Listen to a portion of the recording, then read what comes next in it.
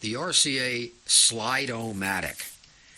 You haven't seen me do one of these before because, frankly, every time I've seen one of these, they're either completely wrecked or they are just... I've not really thought of anything good to do with them until now. This one is in an uncommon color, less common than normal. This is in the beige, and the cabinet on this thing is absolutely beautiful. Flawless shell, and the front is about perfect. This one is begging to be battery operated and with the FM stereo wireless broadcasting.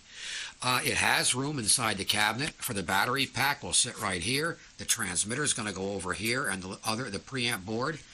The thing you have to watch out for on these is the cartridge has to be a pretty low profile because there's not a lot. They don't give you a lot of clearance between the turntable and the cartridge. You see on this, it's a different design arm. The cartridge actually slides in here.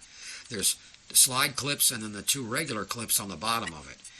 And it does not raise up too much. This particular one, well, you couldn't ask for an easier one. If any of you are going to start on one of these as a first-time project, these are so simple.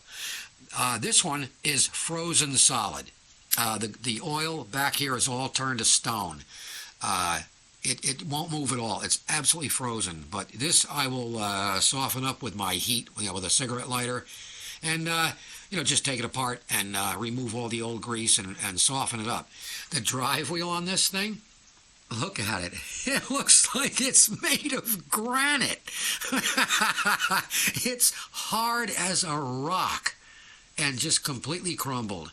But we won't be using this motor at all. One of the bad things about this motor turns clockwise. All the other ones turn counterclockwise. But if you notice, this is an outside drive. So the motor goes clockwise, the drive wheel goes counterclockwise, which will make the turntable go the correct clockwise way.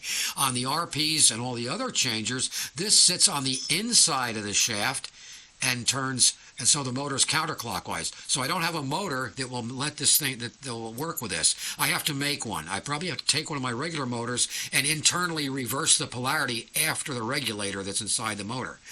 You can't put it on the inside on this one because the catch and the cam thing that activates the trip is right at the edge of the turntable on the bottom, so I can't do anything on the bottom.